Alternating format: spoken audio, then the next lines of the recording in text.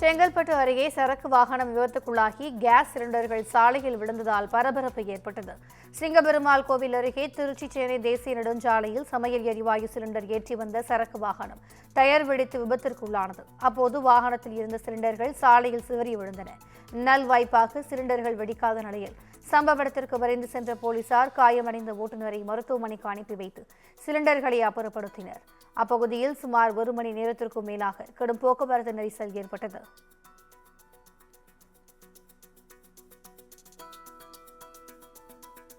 மயிலாடுதுறையில் ஐடிஐ படிக்கும் மாணவரை சக மாணவர்கள் சரமாரியாக தாக்கும் வீடியோ வெளியாகி அதிர்ச்சியை ஏற்படுத்தியுள்ளது.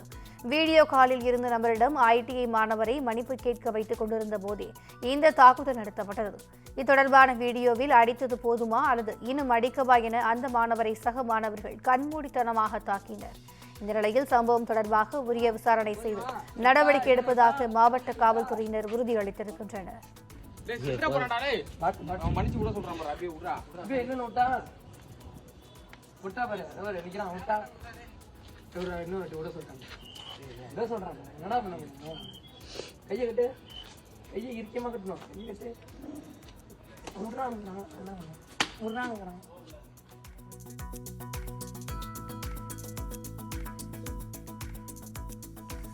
பள்ளிப்பாளையம் அருகே அரசு பேருந்து மீது தனியார் பேருந்து மோதிய விபத்தில் 10 பேர் காயமடைந்தனர்.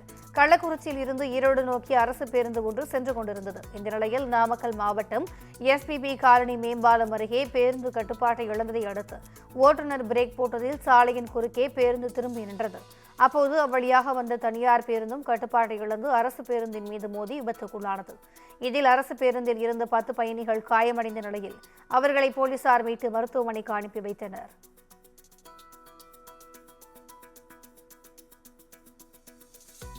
சேலத்தில் தடையை மீறி தேசிய கொடியுடன் வாகன பேரணியில் ஈடுபட முயன்ற பாஜகவினரை போலீசார் தடுத்து நிறுத்தியதால் பரபரப்பு ஏற்பட்டது. சுதந்திர தினத்தை முன்னிட்டு சேலம் மாநகர் மாவட்ட பாஜக சார்பில் தேசிய கொடி வாகன பேரணி நடத்த திட்டமிடப்பட்டது. இதற்கு காவல்துறையினர் அனுமதி வழங்கவில்லை என கூறப்படுகிறது. இருப்பினும் தடையை மீறி பாஜகவினர் 50க்கும் மேற்பட்டோர் பேரணியில் ஈடுபடுவதற்காக கொண்டலாம்பட்டி ரவுண்டானாவில் திரண்டனர். அப்போது போலீசார் அவர்களை தடுத்து நிறுத்திய நிலையில் இருதரப்புக்கும் இடையே வாக்குவாதம் ஏற்பட்டது. தொடர்ந்து அமைதியின்றி பேரணி சென்றால் நடவடிக்கை எடுக்கப்படும் என போலீசார் தெரிவித்ததை அடுத்து பாஜகவினர் அங்கிருந்து கலைந்து சென்றனர்.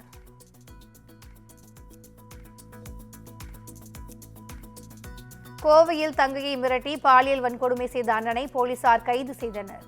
வடவள்ளி பகுதியைச் சேர்ந்த 15 வயது சிறுமி கோவையில் உள்ள அவரது பெரியம்மாவின் வீட்டில் வசித்து வந்துள்ளார். இந்த நிலையில் சிறுமியின் அண்ணனான 17 வயது சிறுவன் அவரை மிரட்டி பாலியல் வன்கொடுமை செய்ததாக கூறப்படுகிறது.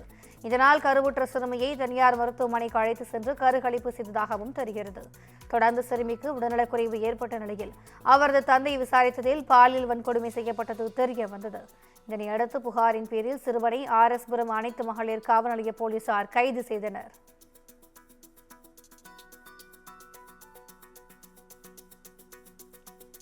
மதுரை பழமுதிர்ச்சோலை முருகன் கோயிலுக்கு 108 பக்தர்கள் காவடி எடுத்தபடி பாத யாத்திரையாக சென்று வழிபட்டனர். மதுரை மாவட்டம் அழகர் கோவிலில் முருகபெருமானின் 6வது படை வீடான பழமுதிர்ச்சோலை உள்ளது. இந்த கோயிலுக்கு புதுக்கோட்டை மாவட்டம் எழுப்பையூரைச் சேர்ந்த திருமுருகன் வழிபாட்டுக் குழுவை சேர்ந்த பக்தர்கள் 108 மயில் காவடிகளை எடுத்து பாத யாத்திரையாக சென்றனர். மேளதாளம் நாதஸ்வரம் முழங்க சாலையில் அவர்கள் உற்சாகமாக நடனமாடி அசத்தினர். தொடர்ந்து கோயிலில் முருகபெருமானுக்கு சிறப்பு அபிஷேகம் செய்து தரிசனம் செய்தனர்.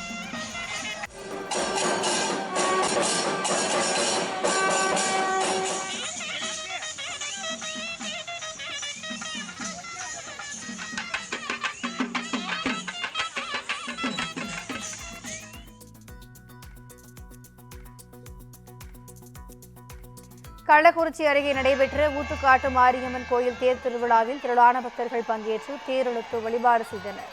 சங்கராபுரம் அடுத்த மஞ்சப்புத்தூர் கிராமத்தில் உள்ள ஊத்துக்காட்டு மாரியம்மன் கோயில் திருவிழா கடந்த 4ஆம் தேதி கொடியேற்றத்துடன் தொடங்கியது. தொடர்ந்து தினந்தோறும் பாரதம் படித்தல், கழுமரம் ஏறுதல், திருக்கல்யாணம் உள்ளிட்ட பல்வேறு நிகழ்ச்சிகள் களை கட்டின. இந்த நிலையில் விழாவின் முக்கிய நிகழ்ச்சியான தேரோட்டம் நேற்று விமர்சையாக நடைபெற்றது. அலங்கரிக்கப்பட்ட தேரில் சிறப்பு அலங்காரத்தில் அம்மன் எழுந்துள்ள 30க்கும் மேற்பட்ட கிராம மக்கள் தேரை வடம் பிடித்து இழுத்து சுவாமி தரிசனம் செய்தனர்.